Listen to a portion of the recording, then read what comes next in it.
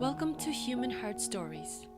My name is Julie, and today I'll be telling a story called I Befriended Scammers on Facebook. This story comes from a man who wants to warn others about the potential danger of making friends online. He feels very upset and betrayed for being scammed. Thank you to this man for sharing your story. Please listen with me and help like and subscribe to this channel for more stories on people's true life experiences. So he says, during this time, Facebook was just gaining popularity. I received a friend request from a young man who lived in my native country. I live in America. So I started chatting with him, small talk on how life was over there. And the man and I started calling each other brothers. My brother from the other side of the world. It felt wonderful to make new friends from my native country, as I no longer had family living there. A year later, I made plans to visit my native country. So I told my online brother that I was making a visit, and I asked for him to pick me up at the airport and to spend some time showing me around town.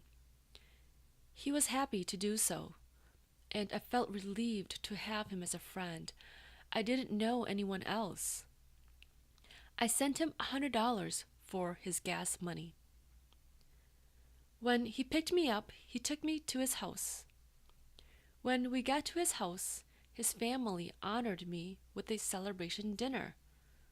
My online brother said, I am happy to finally meet you today, my brother. This is a little welcoming celebration for you, the least I can do. After dinner, he drove me around town. I said I would compensate him for his time and gas. He then took me to the big city and took me to meet single women. I stayed overseas for a month. He was my personal chauffeur the whole time. I was grateful. On my last day, I paid a visit to his house again. But before I left, I gave him $100. I also gave a few extra dollars for his new baby. But during the whole time, I had given him lots of money because he spent the whole time taking me around town.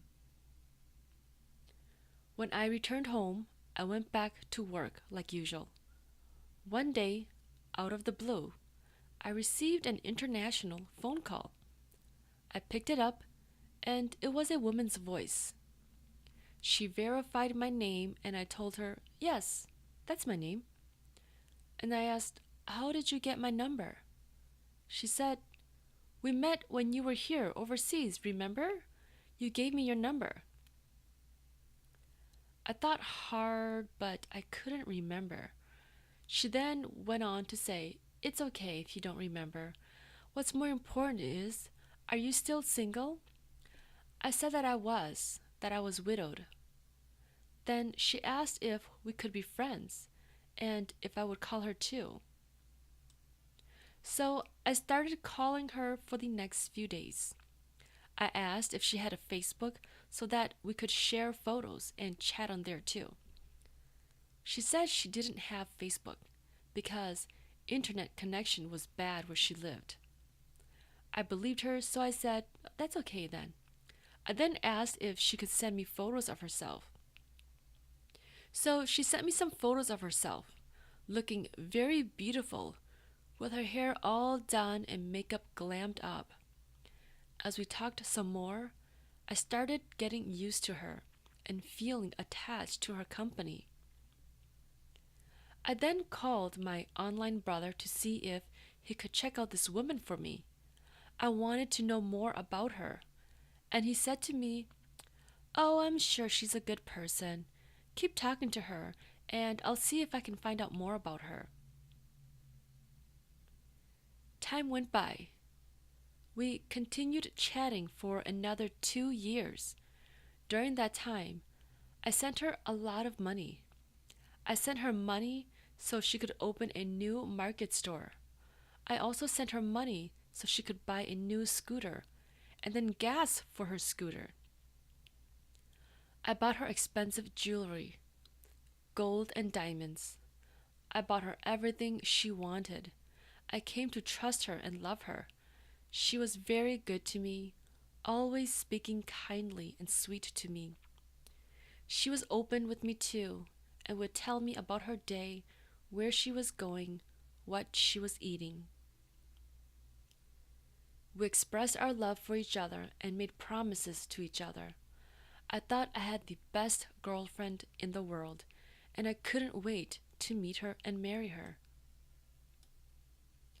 Then, that second year, I told her that I was coming overseas again to visit her. She was reluctant. She didn't want me to come yet. She expressed concerns and said, "You've spent so much money on me already, so you should save your money for now. Work for at least another year before you come." But I told her that I missed her and wanted to come marry her. But she was adamant, stating she might not even have time to spend with me, so I should wait till next year. I then decided to stall visiting her. Before I knew it, 3 years total had gone by since I've known this woman. At this point, I couldn't even count how much money I had sent her, but it was at least $500 a month. She became an everyday part of my life, like she was my wife. I couldn't go through a day without talking to her at least once. I missed her so much throughout the days. I then decided that I had to go visit and meet her, even if I was traveling so far, just to spend a few days with her. It was worth it for me. I would be a happy man. So I bought my ticket and gave her the information. She agreed to pick me up. When I got to the airport, she was there to pick me up. She looked just like her photos. I was very happy. She stayed with me 2 nights in the city when she told me she had to go back home. She lived in the countryside. Then she asked me, "Are you going to marry me?" I told her that I am here to marry her, but that we can arrange the marriage at a later time. I wanted to spend more time touring the city. She then reluctantly stayed longer with me. As I got ready to prepare the marriage arrangement, I told her that I needed a best man. I told her about my online brother, that we needed to pick him up before heading to her town. She then told me that she will be heading home first while I pick up my brother in another part of town. I asked her, "What's the rush home? You can't go with me?" She said, "I've already spent many days here in the city with you. I'll need to go home to take care of some stuff." So she left for home, and I went on my way to pick my friend up. I told him I was getting married and needed his help.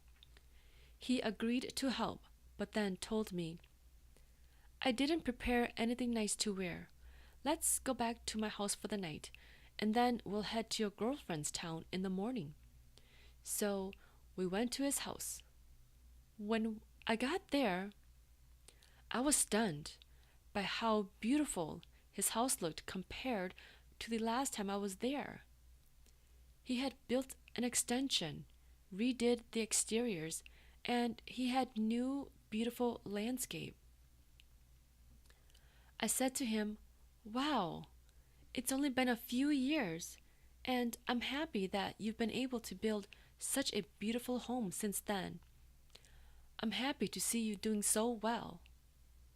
He said, "Brother, you've been gone a long time. A lot of things have changed." I looked around his house and didn't find his wife. But then shortly, I saw a woman in the kitchen preparing a meal for us. I glanced at her and then had to look again. She looked so much like my girlfriend. I had to do several takes, but each time I looked at her, I swore she was my girlfriend. She looked exactly like my girlfriend. Even her voice sounded the same. I started stressing inside, wondering what she was doing here.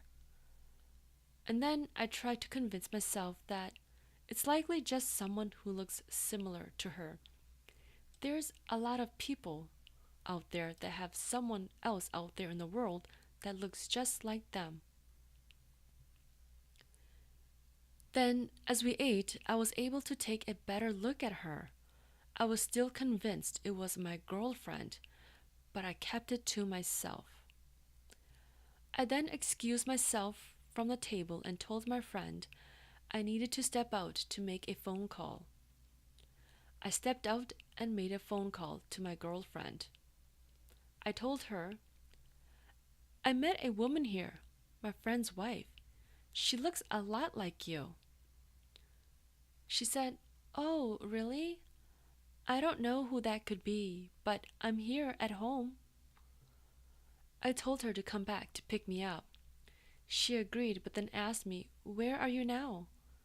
I said, I'm still at my friend's house. She said, I'm too shy to meet your friend, so why don't you just spend the night there and we'll see each other tomorrow? But then I told her to meet me at a hotel instead, and I can rent a room for us to stay. She then agreed. So I went back to my friend's house and told him I was spending the night at a hotel instead. I got to the hotel and shortly my girlfriend arrived. I looked at her and she looked exactly like my friend's wife.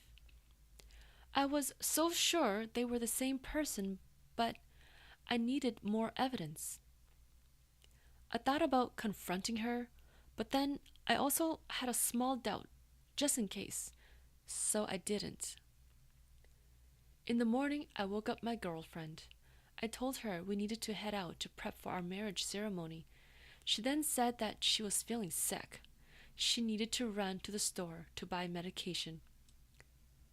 Then she left.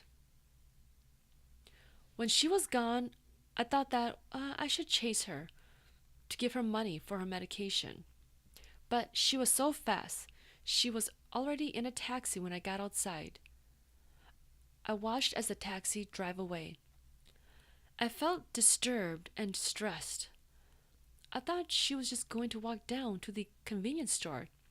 Where could she be going? So I decided to follow her.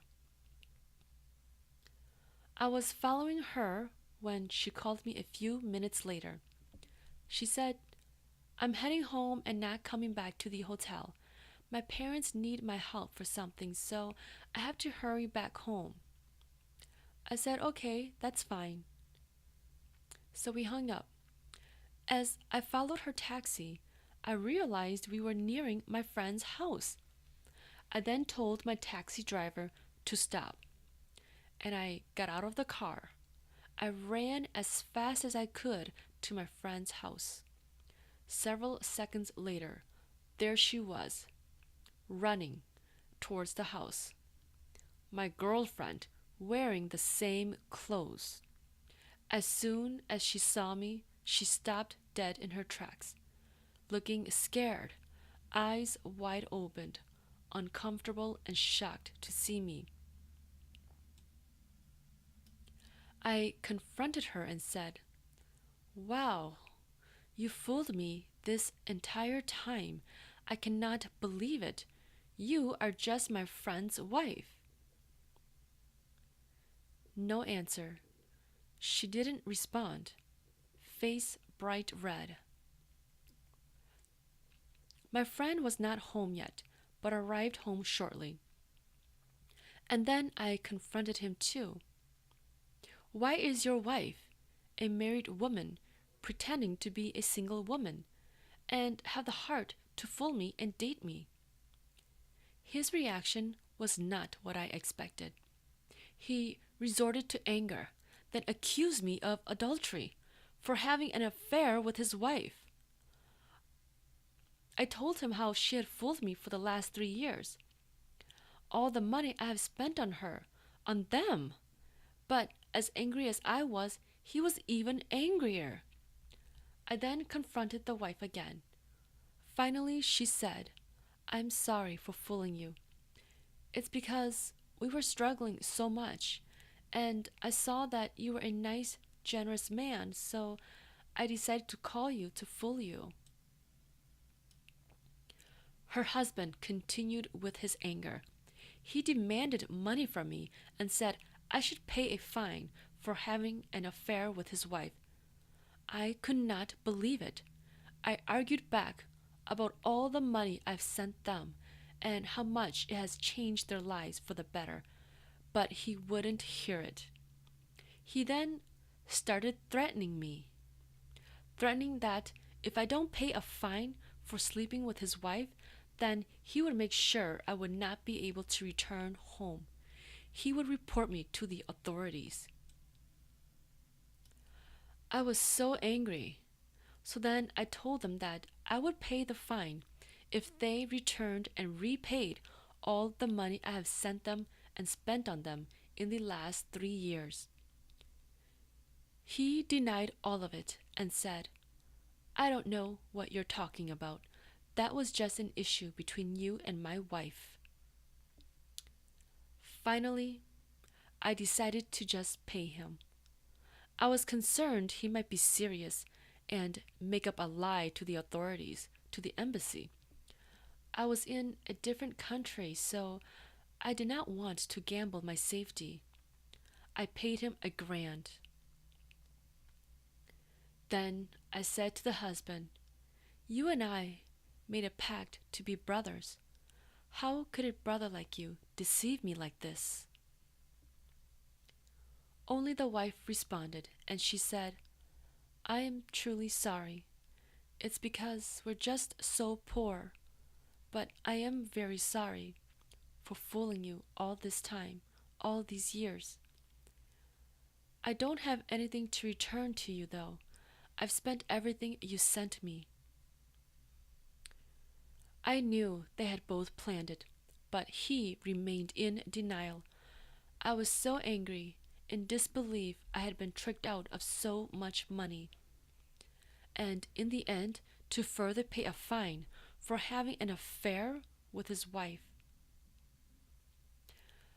But I told myself, it's okay. I can always go back home, work, and make more money. I will not be this foolish again to befriend strangers online and take phone calls from strangers from overseas. Afterwards, I couldn't stay there any longer and bought a one-way ticket back home early.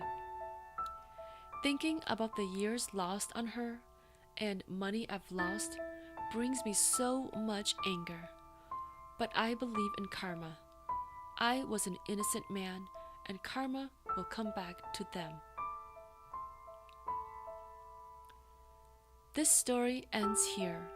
Please help like this video and subscribe to this channel for more stories on people's true life experiences.